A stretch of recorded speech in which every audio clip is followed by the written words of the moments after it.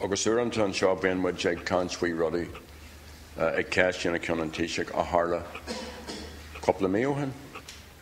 Agus aniu mar hampla bunan codst in a ceist in aniu le rudaí a tharla a mí Jerifer. So we're now talking about matters that happened even before the Stormont House Agreement, and I think that once again there's a problem with trying to resolve that.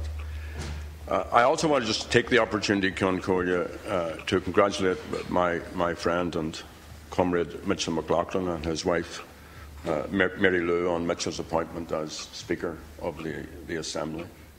Mitchell was one of those who marched in the 60s for civil rights. He was in Derry on Bloody Sunday. He's been an outstanding servant to people of all political persuasions and none, and I'm sure that you will enjoy working with him. And I want to also extend best wishes to Willie Hay, who was also an outstanding Speaker, very, very fair and a very, very decent man.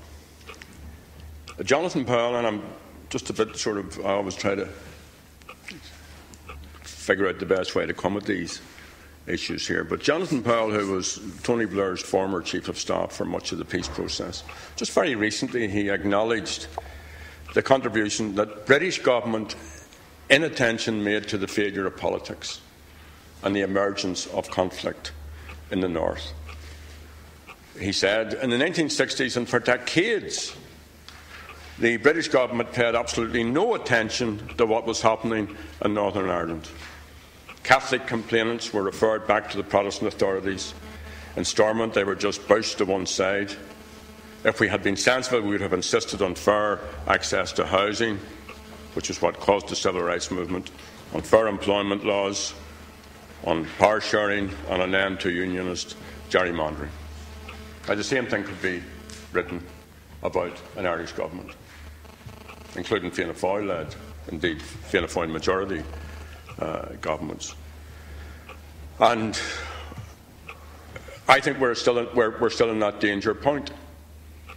I listened to the Fianna Fáil leader, and I don't want to say anything here that's offensive.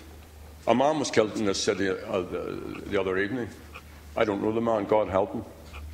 God help his family. He was shot to death in his home. There's no talk about a vow of omerta across the entire community in the place where that man was killed. But it's okay to say it about people in South Armagh, that the entire community have taken a vow of omerta.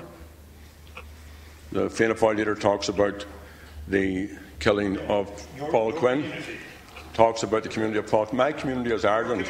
My community is Ireland. Please. Sorry, please. Please. No. I know, sorry, please. This is question time. Thank you, Deputy. Thank you. Undermining demand.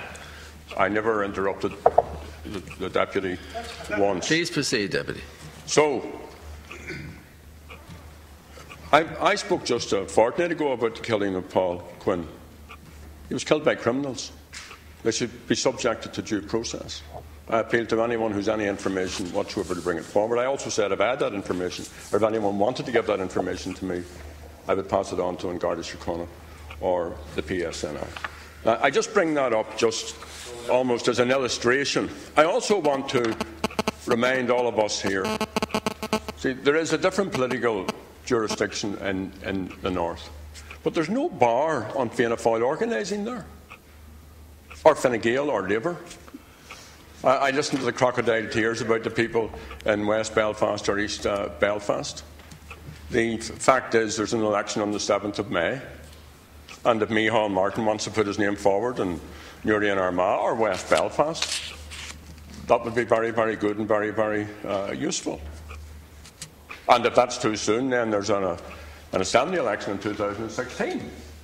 That would be great to have Fianna Fáil people on the executive, negotiating with the British government and with the Irish government on these issues.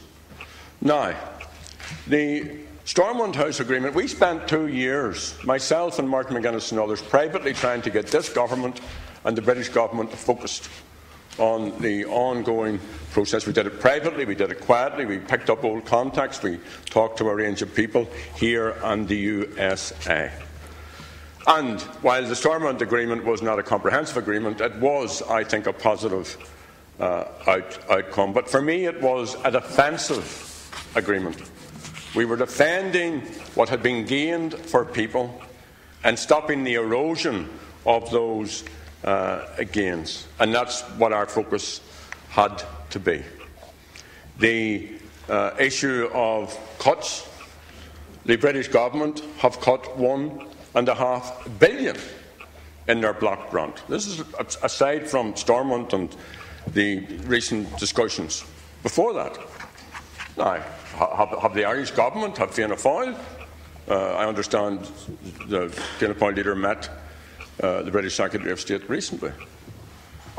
Has he railed against the British government block grants? Has he put forward suggestions on how these issues could be ameliorated for the sake of citizens living in that part of the country?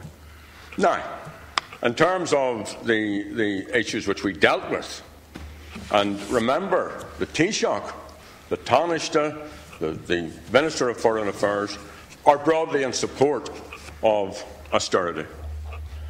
So the British government, when the talks commenced, and they only came in and out for one day, although I have to say Charlie Flanagan and Sean Sherlock, ministers, did their work over a long period. They did their time. But the total of what we negotiated with the British government amounted to almost $2 billion, which was double what had been offered at the beginning of talks, and we didn't get that for 11 long days. That includes $650 million of new and additional funding, including $500 million over 10 years to support shared and integrated education. There will be no reductions in welfare payments under the control of the Executive. The new welfare protections are unique to the North. They're in sharp contrast to what is happening in this state and what is happening in Britain itself. Anti-poverty measures will be retained in the North. And also in the budget previously, 64 million additional, maybe Dr. Martin didn't know this, was given to education, for school, early years provision and for youth services. On the other issues, the issues of dealing with the past, with parades and with identity are broadly speaking in line with what Richard Haas and Megan O'Sullivan proposed. It took us a whole year to get the other parties to agree to that. And I also want to welcome, if I may, the publication of proposals for Act na Gaeilge, which have been published recently by an Ira Coulter, Carol Ní Cullen. So, that's just, didn't mean to say all of that, but you have to respond to these false accusations, which are not new to this chamber. The big thing I want to say is the government needs to keep focused. The government needs to be working with the British government to see, and it isn't, you see, of course we should be working with the parties in the North, of course. Ministers should be across the North, and I said that when Micheál Martin was a minister as well, and when Verdi was Taoiseach, and going back to John Bruton and others. Ministers should be across the North just as naturally as breathing. They will be welcomed in both loyalist, unionist as well as any other community there. That hasn't been done. It hasn't been done enough, and I welcome the Fianna Fáil leader's excursion periodically into that region. But the task of this government is to hold the British government to account. And that's not that you're not good at that. You are co-equal guarantors. Good Friday Agreement was voted on by citizens across this island. You are co-equal guarantors.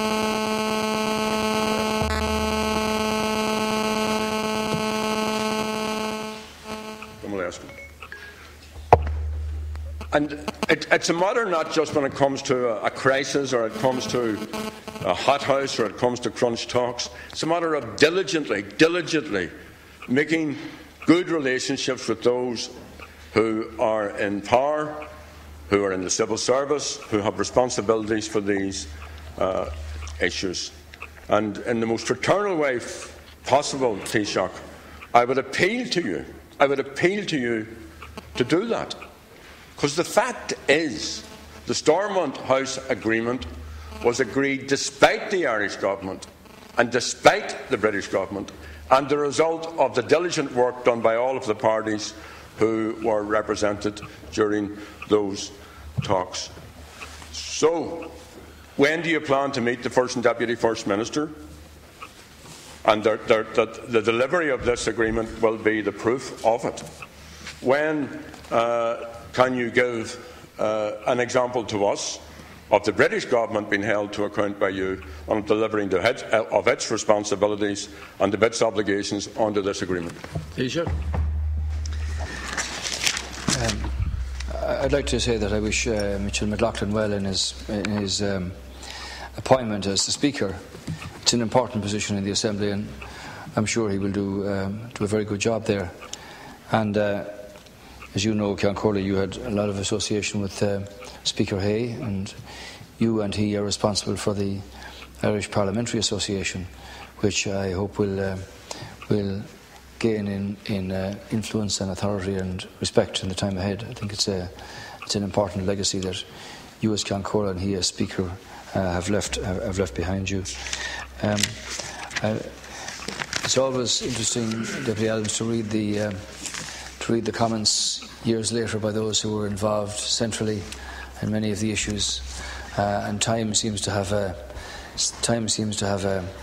way of bringing them round to reflecting on what they did or didn't do when they were central to all of these issues. I have to say that when Prime Minister Blair was in office, he did show great diligence in attending in Northern Ireland on a very regular basis. He seemed to have a passionate belief that he could make serious progress, and out of which came the Good Friday Agreement. Obviously, the role of the British Government and the Irish Government in this matter was to respond to the calls of the Executive and the parties in Northern Ireland to assist in the process of getting agreement in a whole range of areas where agreement wasn't or didn't appear to be possible beforehand. Dr. Haas and Megan O'Sullivan did their utmost and made a genuine attempt, but it didn't succeed. Didn't succeed in the way that might have been envisaged, and that's why it came back to a point that if you didn't have the involvement and engagement of the two governments, you could have had a collapse of the Assembly and the Executive, and nobody wanted that either. But principally, this was a case of the parties elected in Northern Ireland setting out to do their duty and to fulfil their responsibilities. And they were given support and encouragement from both governments in that regard. So it wasn't a case of the Northern Ireland, the Stormont Agreement was implemented despite the government here and the government in Britain, because we engaged directly with the parties and sat around the table with them, and they said these are areas where we can make progress, these are areas where we'd like to see where we think we can have an agreement. And obviously the implications of the budget and the block grant were ones that were discussed directly between the Prime Minister, First and Deputy First Minister, and to a lesser extent on the original offer made at the plenary session, which wasn't accepted, and which was then the subject of further discussion after that. And I think that's what politicians do: engage and eventually come to an agreement. So clearly, the question of Acht na Gaeilge and so on like that is a case for further discussion, and it's not one that's going to be easy. It doesn't seem to have attracted the attention or the support that one might have expected. I think it's fair to say that the position down here for a number of years was predominantly taken up by the catastrophic economic consequences that we had here, and to put together a plan and a strategy and a negotiating position to move this country out of that economic swamp took up practically all of the time of government. I accept that it's a situation where one would like to be able to travel to Northern Ireland on a far more regular basis. I intend to go up there again in the near future myself. And I know that Deputy Adams welcomes that, and he said that before, no more than his welcome to Deputy Martin. I found that I've attended 3 years in a row at the remembrance ceremonies in Enniskillen. And it's true to say that when you go to a place, on a number of occasions you get to know people, and there's a much deeper understanding of the job that we have to do and try to do, and also the people who feel offended and are still hurt as a consequence of what happened in Enniskillen as one location, which is partly the reason why you have an agreement in respect of the past and the legacy issues, information retrieval, and all of these areas. So it wasn't a case of the agreement going through despite the attention of the government. It was with the full support of the government that the politicians accepted their responsibility and actually put together the agreement. Our job now is to monitor that. Ministers are engaged with each other. The North-South Ministerial is in early summer. I expect to meet Prime Minister Cameron again in the near future. Obviously there's an electoral process on in Britain at the moment, and he's rather rushed in the time he can spend, I suppose. But from that point of view, let me assure you that we will do everything we can on these benches to see that the agreements are followed through and implemented. Everybody wants to see this, and the points of issue are ones that are fragile and clearly demand a lot of attention from the political process, and they'll get that. So I hope to visit Northern Ireland again shortly and help in any way that we can to encourage people to move on with implementing the agreement. What's it all about at the end of the day? Peace and prosperity and opportunity. The branding of our island, and I think that's an issue that nobody would disagree with. Deputy Martin mentioned about having a single enterprise unit for the country. Well, we do sort of brand it when I have the opportunity abroad to work with First and Deputy First Minister in that sense. The one that was clearly without any rancour was the tourism concept in the hospitality sector, and that seems to have worked reasonably well. I'm not too sure when you get into business that you might have different elements, though it is about exporting from our island. That's important there, and these are matters I suppose that can be looked at in the future. So, Deputy Adams, you have a number of relevant issues there. We continue to address these in the best way that we can, and hopefully as time goes on now, that with the implementation of Stormont, that it'll make life a little better for those who are feeling that the past has passed them by and they're hurt, and the institutions that are now being put in place, I hope, can bring some sense of relief to those people. And let's see how the retrieval of information actually does work. That if somebody, be it from the Finucane family or whoever, goes to look for information, that under the terms of the agreement, all the information will be provided. It might be very important in a number of these cases that be so. And I hope that the words mean what they say, and that's the reality that will actually happen. So we've got to monitor it, test it, see that it works properly. Deputy Higgins, yeah. Margaret Count Corley.